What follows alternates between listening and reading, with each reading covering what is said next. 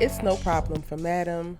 Karen gets to start to read her letters, and Danni is about to have herself in a compromising position. What's good, y'all? It's your good sis Erica Vane coming to you right here on Erica Vane TV with another SISTAS video. And in this video, we are breaking down season number 5, episode number 6. Keep it 100. And for the most part, this episode was cool. I'm not going to go out the way and say that the whole entire episode was amazing. The best part for me was Karen reading the letters, and she only gets to read part one of the letters in this episode. Next episode, she will get to read Zach's letter, which we will talk about. But I'm gonna go ahead and talk about the other stuff first, and we're gonna talk about Karen and the letter and all that was said, all the juicy bits, some of Tyler Perry's best writing to date. Before we get out of here with this video, but let's talk about the other little BS. Danni goes out with old boy, and some of y'all were in the comment section of my most recent videos talking about he's not married, Erica, he's not married, you don't listen, why are you lying, saying that he's married? I don't care. It's his wife, his ex-wife. He's a non-factor. The storyline for Danni is a non-factor. So y'all out here fighting for y'all lives in the comment section about whether this man is married or not. She shouldn't be with him, as shown by her tickling his little private area through his pants and him about to lose it, okay? By him being overly pushy and trying to get to it, thinking that he can buy 2 or 3 drinks, and now all of a sudden all her clothes just gonna fall off, okay? Like, the storyline is not given. He is not given. I'm sorry. He's not attractive. He's not fine. He's not alluring. Danni trying to cover up her feelings and put all of her frustration and anger towards Preston and what's happening and disappointment into this random new man who already comes with a complicated past because we got to see his drunk ass ex-wife, is a no. So whether he's married or not married, he is a no. That was my whole point. I'm not about to spend a whole bunch of time focusing on discussing things that don't actually matter. So for everybody who posted a "that's not his wife" in the comment section, this is for you. I don't care. I might misrepresent his singledom or whatever. He's acting a monkey fool already. He's already a no-go. So at the end of the day, it's a no. Danni still needs to take some time to herself, needs to figure out what she wants for herself with her career, with her romantic life, with her personal life, with her mental health, everything. Like, Danni needs a whole pause button. We see her in this episode sitting at the bar. She starts drinking before he even arrives because she's talking about how stressed her life is, and she's so worried about Sabrina's so-called, but you're not worried enough to be at the bar with this boy and contemplating whether you're gonna go to bed with him. Then you get back to your house and you talking about you want to have a hot girl summer, you want to be like the man and just be able to rotate your men around. Why is that something that you need to declare to this man that you don't even know? It's perfectly fine if that's what you want to do, but why do you have to make a proclamation about it, girl? Why do you have to basically get consent for him to be a non-factor and just a buddy for you? Like, I don't understand what Daniella got going on, and I really just want to check out because it's not interesting to me. I will check back in when it is interesting. Point blank, period. According to some of the character breakdowns and some of the information that we got prior to, which is listed on ericaving.com, you can go check it out if you would like. He is actually going to get aggressive with her. So maybe not in next week's episode, but in the next 3 episodes, we're going to see him turn from sweet, nice, kind of creepy, because it's not even that he looked nice to me, y'all. He might be being polite, but he's definitely giving creep. He's definitely giving thirst. He's definitely giving Daniella, you are not safe, and why the hell would you bring this man back to your house? But he's about to take it there. So all of y'all who were trying to root for him off the top, enjoy this journey of sexual assault that Danni's about to experience because you wished it on her. I said what I said. Moving on. We start the episode off with Fatima and Andi because Madam has shown up. Introductions are made, and then Andi gets to say what she needs, and she like, Madam, like, is that it? Girl, you just need a phone call? Bam, bam, kablam. Sabrina Hollins, she's in jail. Maurice admitted to them actually being a part of it. Whoop-de, whoop-de, whoop. You wanna reach out, you can call them tomorrow. That's it, that's all. Now, you're going to have to call in some of your criminal contacts, your criminal attorney contacts when I need you, and best be clear because you owe me, but that was nothing. That's it, that's all. I love all the Queen's Men energy that Madam brought to this episode. outside of Karen, Zach, and Aaron and what they have going on, to me, the madamness of it all was one of the best parts of the episode. I'm still not enjoying Andi's storyline as a whole, because in addition to her getting information about Sabrina, we also get to see Robin questioning Paris and being all rude and elitist with him. I'm just hating Robin's character more and more by the episode. And then we get to see Paris reach out to her, and then she got a little stank attitude to Paris. And now I'm like, well, damn, do I need to go back and rewatch whatever happened to them? Because I'm also like Andi, why are you being rude to Paris? Like, he didn't have to call you. He didn't have to tip you off. He didn't even have to lie for you. And he did all of this, I'm assuming, to be nice, to keep it cordial. And you have this little stank elitist attitude as well. Like, girl, I can't. I absolutely can't. Like, I'm still at a place where I don't really give a damn about what Andi got going on. Point blank, period. It's good to see Paris, but also bump Andi, bump Robin, bump Gary. All of it's stupid. Moving on. Fatima, also invites Angela over, I guess it was kind of cool to see Angela in this episode, but I'm like, man, we can go ahead and keep these Zatima characters in Zatima, because not for nothing, y'all, they are infiltrating SISTAS, and it's like the SISTAS universe is really just becoming about Zach and Fatima and a little bit of Karen here and there. They are getting a lot of screen time, and while Angela provided a good amount of like comedic relief and like little best friendship and like support for the whole Fatima narrative, because she knows Madam coming in and she knows Fatima's history and all of that, it's also like, it's just a little heavy-handed from them trying to help Andi, and then, Madam actually helping Andi to shifting the focus back to Fatima. Madam wants to meet Zach, and Angela is making all these little like sly comments because we're getting the nod to like everything that happened in Zatima, and all that she know. And she like, yeah, tell her about him, tell him this, tell him that, because she knows all that has gone down when it comes to Zach, and maybe she's not fully on board with the whole Zach and Fatima thing just yet. And I'm just like, I really hate this for her.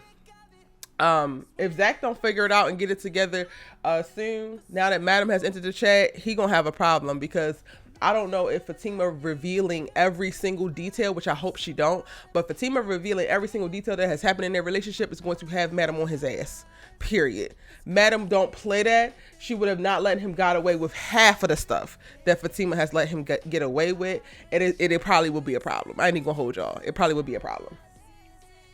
Now, what else? Before we get to Karen, that's it, right?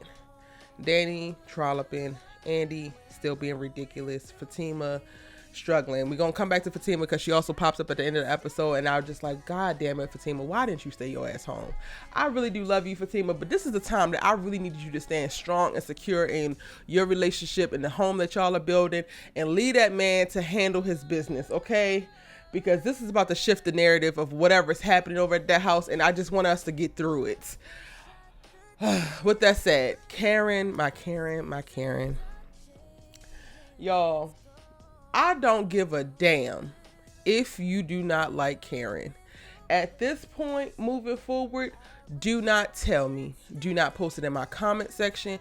Do not DM it to me. Do not tweet it to me. Do not send a goddamn character pigeon with it, because I don't care. Ebony Obsidian is killing the role as Karen, and Karen as a character has the most compelling storytelling happening in the entire SISTAS universe. And I'm done. I am done leaving the door open and listening to y'all bullshit, y'all broken theories, and y'all self-hate that's wrapped up in Karen hate. So I'm letting you know right now, if you do not like Karen, Erica is not the girl to tell. Erica Vane TV is not the place to post it. Take your ass back to Facebook, take your ass back to Twitter, but this is not the place to do it, because after this episode, and for me, it's only going to get better once she actually reveals or reads the letter that she has for Zach. But after this episode, there should be no questions, and it should be nothing but grace. The multifaceted, multidimensional, clear human that Tyler Perry allowed Karen to reveal herself to be by way of how she spoke about the situation that played out between the three of them, utterly amazing, endearing, engaging, and hella relatable. If y'all could watch Karen talk to Aaron or read this letter to Aaron and speak about how she feels about him, how she feels about Zach, all of her confusion, all of the wants, not being able to control different parts of herself, realizing that she is in need and suffering from this one relationship, but knowing that she don't want to actually take advantage of this new man in this other relationship. And she just so beautifully articulated the struggle that is the position that she's in. I always knew that all of this was so much deeper than Karen is crazy. This was always so much deeper than Karen is delusional. There are years of deep experience, embedded trauma from a relationship with someone who she just knew. And I don't know how to explain this to y'all, but it hit different when you really know that you're going to be with somebody the rest of your life, and then that doesn't actually happen. I have spent video after video, minute after minute on this mic, trying to break down the grieving process, trying to explain deep, immense soulmate type love, at least if that's what you cultivate in your mind for somebody, and the decoupling and the untangling of lives after you've already intertwined at a certain level. And y'all want to have y'all asses on the internet and act like you can't hear and act like you can't comprehend. After today, after this episode, we're no longer playing. So if your ass can't comprehend and you can't hear, then be quiet and just watch the video, because you're no longer invited to the conversations. It's only big girl, big boy conversations happening moving forward. I said what I said, and I didn't even realize I was going to say that on this video, but I said what I said, y'all. The letter that she wrote to Aaron was so honest. My God. So honest. And it annoyed me how Zach calls Fatima and says, yeah, she just blamed everything on me. No, she didn't. She spoke about how she felt about you, but blamed a lot of it on her and her lack of understanding of herself, her lack of understanding of what love really is, because she had already arrived at a place in her life that she thought loving you was what love was supposed to be, what love is. She literally set the bar with Zach, and that Zach's love for me was all I was ever capable of, worthy of, and the most that I would ever receive. So question me this: is it not understandable for something to be completely mind-blowing after you set the bar at one place in your life and somebody walks into your life on a random ass Tuesday and then doubles wherever you had the bar at, and he does so with ease, as if like, well girl, why weren't you requesting this before? This is nothing. There is a moment of a mind being blown. Let's call the thing a thing. And we're going to have to continue on this conversation because I don't want to get off in too much depth. I want to make sure that this breakdown is as succinct as possible. But y'all, like, I have now watched the whole Karen reading this letter 3 times, and I have cried multiple times. I feel her, I understand her, I was her, I know women who currently are her. And shout out to Ebony, Obsidian, shout out to Tyler Perry, because like I said, this is some of the best writing I have ever seen this man do, and I appreciate it. The letter was honest, it was open, it showed true love for Aaron, but it also expressed exactly where she is currently in the current state of affairs. And I can't fault her for none of it. Not a bit of it. She ended the letter off saying that she loves him, but she's not in love with him. And I feel like no truer words were ever said. And I love Aaron's response. Aaron literally just showed exactly who he was by how he responded. Meanwhile, as we're reading the letter, we're watching Zach stand up, want to storm off. He's starting to cry and whoop-de-whoop. Why are you doing all that, Zach? Because you over her, right? You done with her, right? This is it, right? What is all the dramatics in the performance for? Because you actually have some feelings that you need to deal with. Karen needed to write these letters, but your ass needed to hear these letters, because there's plenty that you still need to heal from as well. And by golly, Miss Molly, I am here for Fatima as a couple. I have said that.